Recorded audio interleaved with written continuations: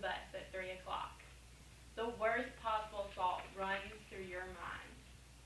All of a sudden, your cell phone rings. It's your daughter on the other line. She says, "Mom, I've missed the bus. Can you come pick me up?" What if you had never gotten that phone call? This is what 100 sets of parents face each year, a missing child.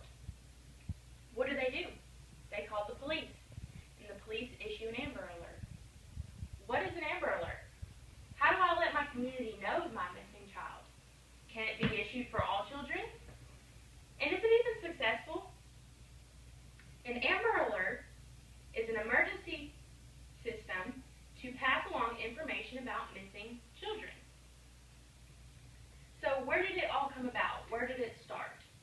In Arlington, Texas, in 1996, 9-year-old Amber Hagerman was abducted and murdered. It only took 8 minutes from her parents last seeing her to when she was abducted into the vehicle, and still they could not rescue her. There was no way to pass it along, just word of mouth. So that's why we have Amber Alerts in place. So it's not issued for every child. What are the criteria for it to be issued? We said it's only issued some of the time. There has to be reasonable belief that the child is actually abducted. It's not a hoax or it's not a miscommunication, so the police officers, they figure it out. If that's the case, the child has to be in danger of getting hurt or dying. That's the second criteria. Also, the child has to be 17 and under. This is for missing children. Also, there has to be enough information about the abductor and the child. The height, the weight, the hair color, what he looks like, what they were driving off in, sometimes the license plate number. Alright, so we have all the information about the child. So how do we tell the community what to look out for? Well, we'll have Amber Alerts, and they are broadcast. The law enforcement causes this. They put it on billboard signs. They send you text messages. They break into your TV show. They break into the radio. Nowadays, if they know your Facebook and Google location, they can let you know. So they're just trying to keep up with the times.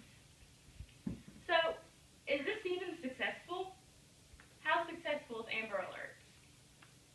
656 kids to date have been successfully rescued due to Amber Alerts. So to those parents, it's very helpful. It's very, very successful. On May 31st of this year, in Missouri, a young boy was taken by his non-legal guardian, his father. There were threats made to the boy's life. This was criteria for an Amber Alert to be issued. The father heard of the Amber Alert and got very scared. He decided to call law enforcement himself. He did, and they made a predetermined location to drop off the child. The child was safely recovered. The father was arrested. So we know what an Amber Alert is, an emergency response system to pass along information about missing children. We know how it's broadcast. How do we tell the community that my child is missing? We use TV, radio, Facebook, text messages, weather radios, Google, and we know the criteria for the child to be issued an Amber Alert. The reasonable belief that he's in danger, 17 and under, and enough information to pass along. So what do you do if you spot the abductor or the child or both of them together? You dial 911 or you call the number that was issued with the Amber Alert.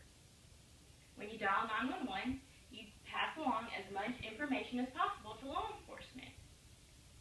When you do, this helps them get the child to safety. Do not take